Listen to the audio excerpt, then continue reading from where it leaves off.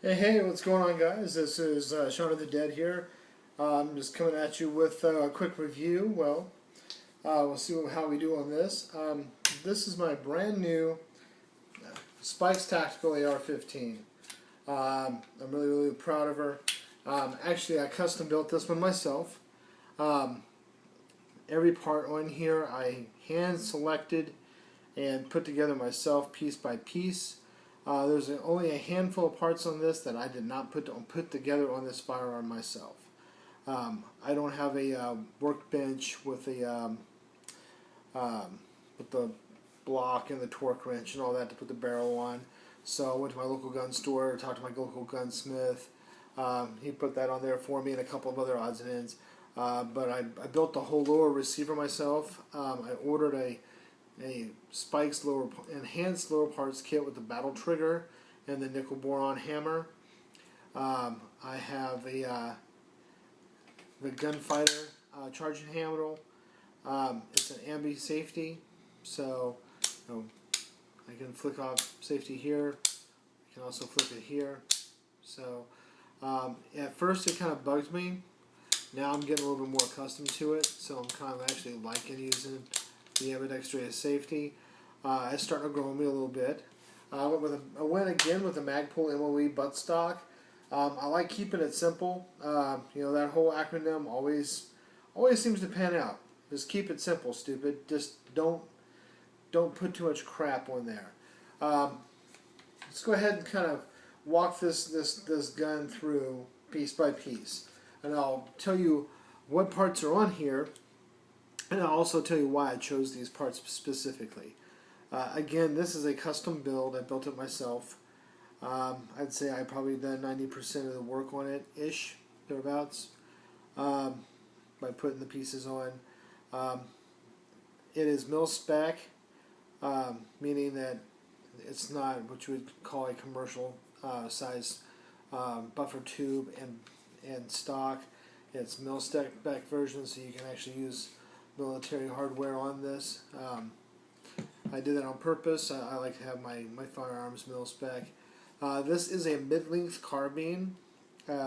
So for those of you that don't understand the difference between whenever you have an M4 carbine, you don't know the difference between a carbine length barrel and a mid-length gas barrel. It's not about the barrel length itself. They're both M4 feed rams.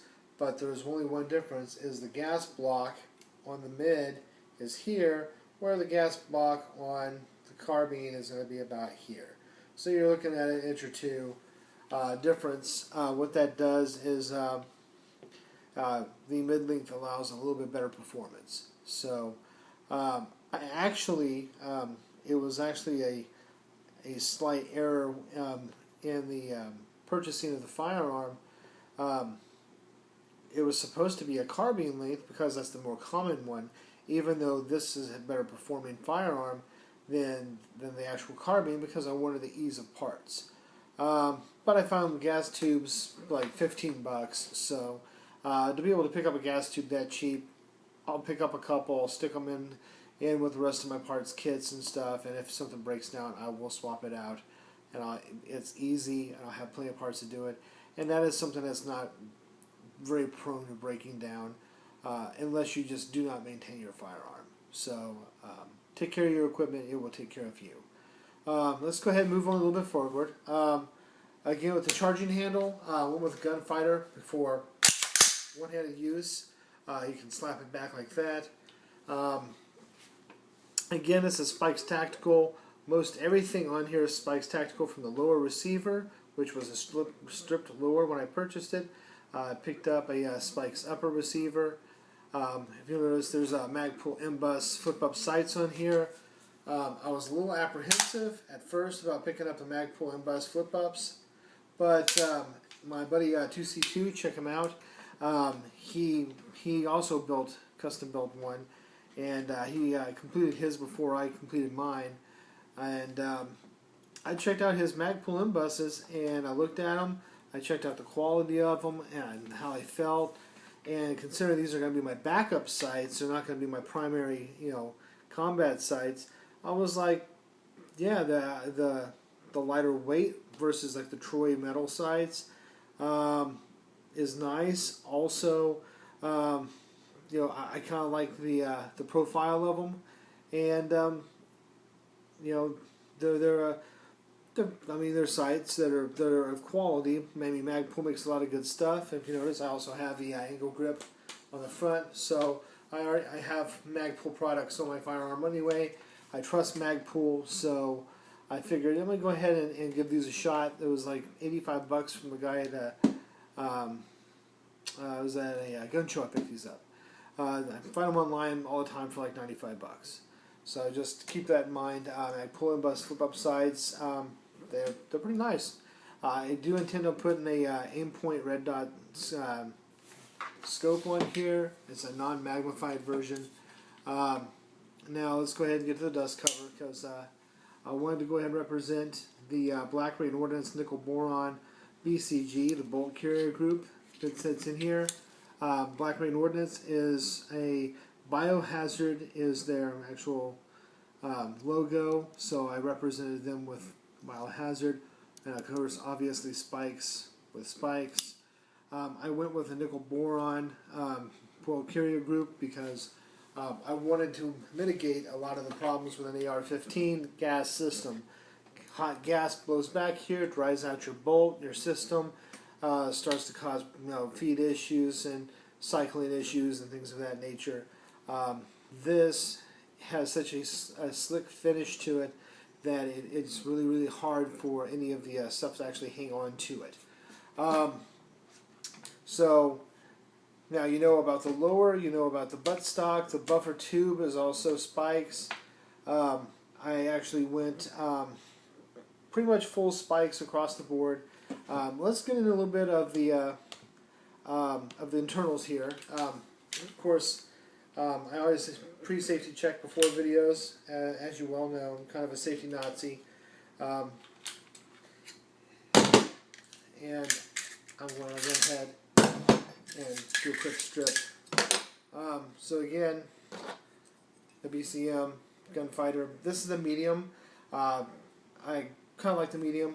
I was considering getting the large, but the medium seems to work out pretty well. Here's a better look at the bolt carrier group by Black Rain Ordnance. Now let's go ahead and jump right into the battle trigger.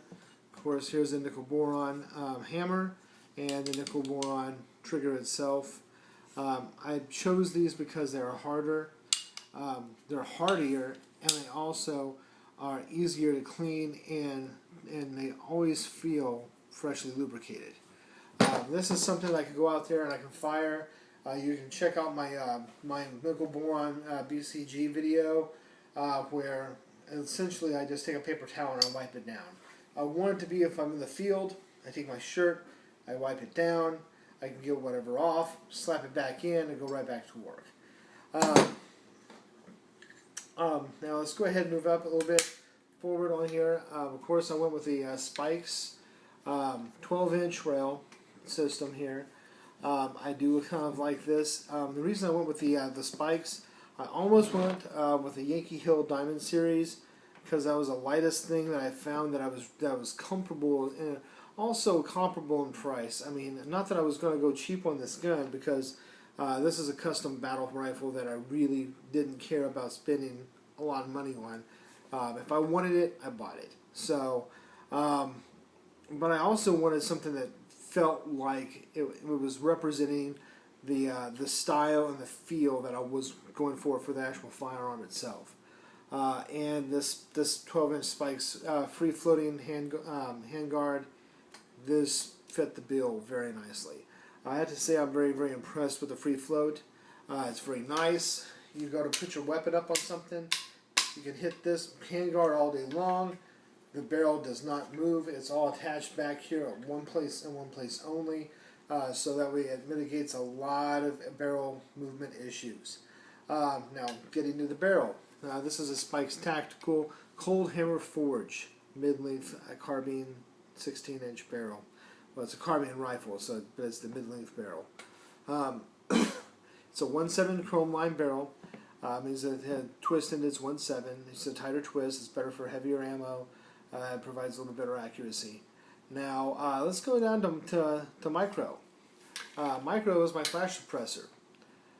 What I did it took me about a week to decide on this flash suppressor. It was like $60-ish or so plus shipping. It cost me about $75 to get it here in a reasonable amount of time. This is designed for a 1.7 twist barrel. They make these in other twists. You can get them in 1.8, 1.10, so on. Whatever it is you're looking for. You can get them 5.56, 308, whatever. So not only does this reduce pressure buildup and blowback and add extra accuracy to your firearm, which is one of the primary reasons that I wanted to get this particular flash suppressor, also helps mitigate your night blindness whenever you're firing. You're not seeing such a flash that messes with your night vision. Plus, it mitigates the quote-unquote bad guys from seeing your flash. So if you're out there doing whatever kind of night shoots or whatever, it should keep your position a little less. Hey, I'm over here, you know. So went ahead and did that.